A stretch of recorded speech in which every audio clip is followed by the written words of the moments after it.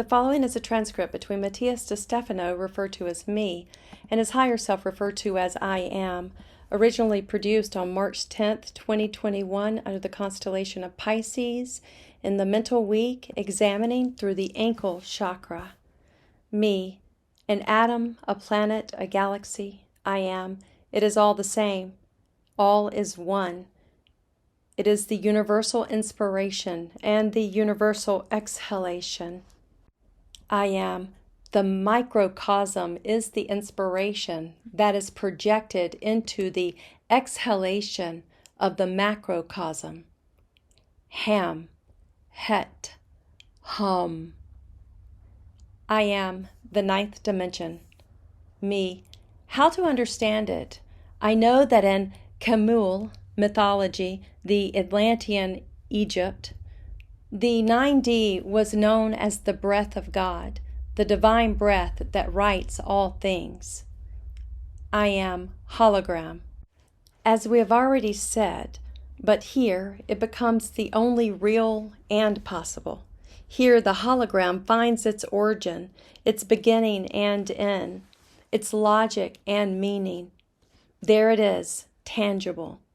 The divine breath is found in the process of inspiration, ham, H-A-M, the sustaining, het, H-E-T, and the exhalation, hum, H-U-M.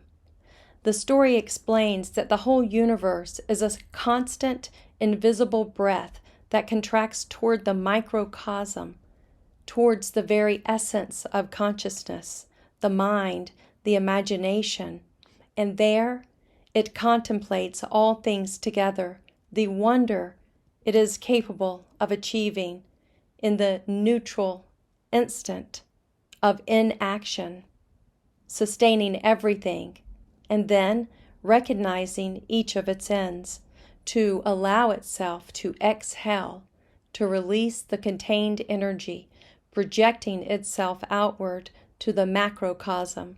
The inner and the outer are but a projection of the breath of the mind. Me. Breathe in. Breathe out. Breathe in again. Breathe out. Breathe in again. Breathe out. Spirito, the Latin origin of spirit. This is where the concept of spiritual universe is born, of God as the great cosmic spirit.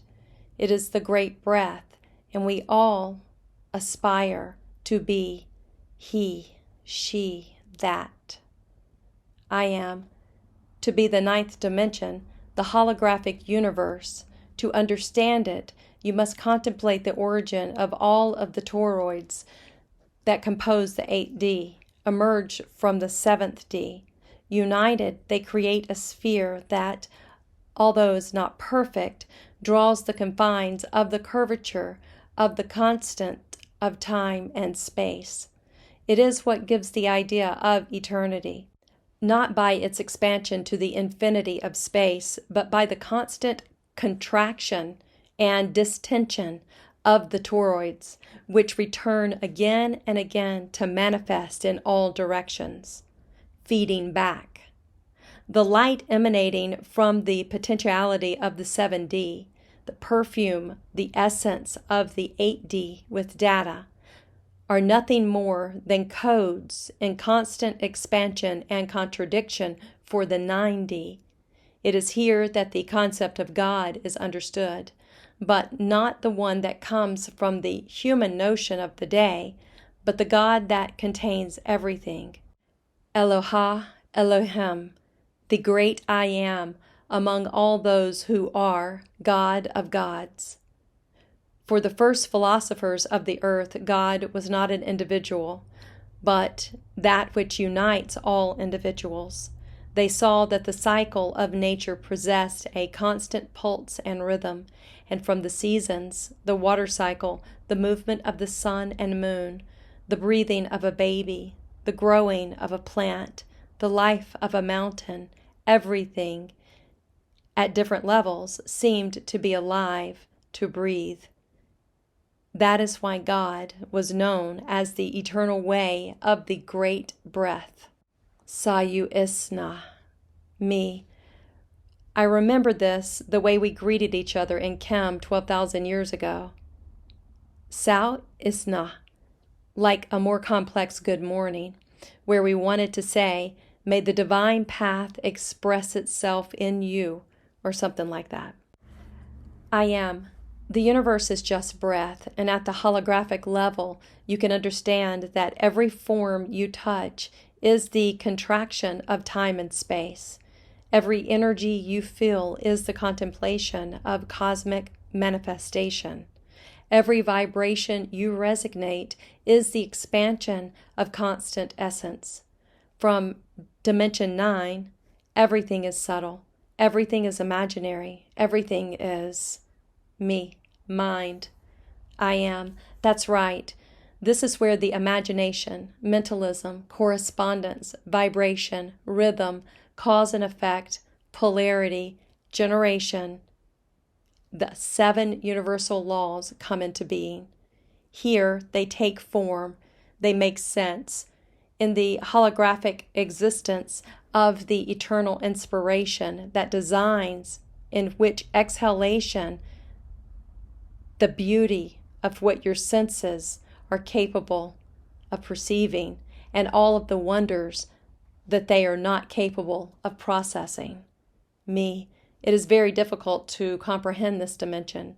I am, because there is nothing that you as a human can experience on your own skin, but perhaps you can understand it with the simple image of cinema. Me. Cinema. Like going to the movies? I am. Cinema comes from the Greek word kain, which means movement. Cinema is the 7th art after architecture, sculpture, painting, music, dance, and literature. You find cinema. This refers to theater, but captured in the addition of post-production that is recorded on a synthetic celluloid film. Me. How? I am. Cameras were able to record the images by recording the light reflected from moving objects thanks to photonic particles. By combining layers that are photosensitive to different ranges of light rays, i.e. of different colors, it is possible to track the light by recording it in these layers of acetate cellulose covered by a very thin skin. By capturing these images in fractions on a roll that rotates in front of the theater, focused on the lens of the camera that precisely focuses on the light to the specific point of the celluloid film, you can record the idea of the movement, which gives rise to the English movie or film. Once recorded, it is time to project it. That which the light in its own irradiation registers a film in circular movement is projected in a cinema by placing a powerful light behind the moving celluloid, which makes that on a canvas on the wall that you can see that registers of the light are moving. And the theater becomes intangible, a holographic art that, even knowing that you contemplate photons on a canvas on a wall, awakened ideas, emotions, wills in the spectators. Do you dare to analyze this as if they were your dimensions? Me. Let's see. I suppose then that the actors and actresses are an individual who play many other personalities, which reminds us of the 6th dimension. They all follow a script in which they go from the future to the past, so the story is in 4 dimensions. The scenery is in the 3rd dimension, as are the actors playing the roles. The general idea is the theatrical structure or intention, which is the 2nd dimension. The story has a beginning, middle, and end. Beginning and end, which makes it 1st dimension. Now, returning to the 6th, I can understand that the reason why I see the actors and actresses is thanks to the photons, the colors, the light that reflects on them and in different frequencies allows me to observe them. That is the seventh dimension. The celluloid film that rotates ceaselessly, recording every piece of light in the thin, photosensitive layers, is the eighth dimension, capturing every piece of information of what is happening, recording everything.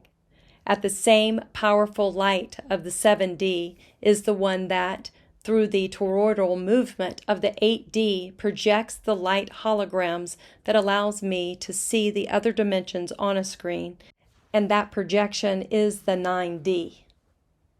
I am perfect. Me, understood. That is the most human way you can see how 9D works.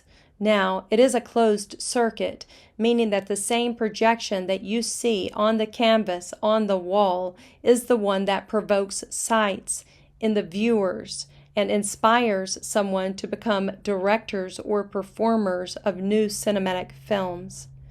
This drives them to create new ideas, new figures, scripts, performances, stories, and records that inspire others to tell their own story, to live their own production. Me. So from 9D, we find the inspiration to produce, to create, to manifest our stories.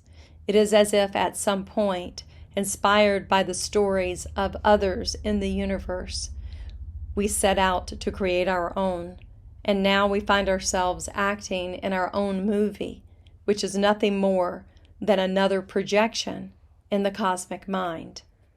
The 9D is the most inspiring story of all. So, if you want to connect to this dimension, you know what you have to do. Me, inspire. Behold. Me, breathe out.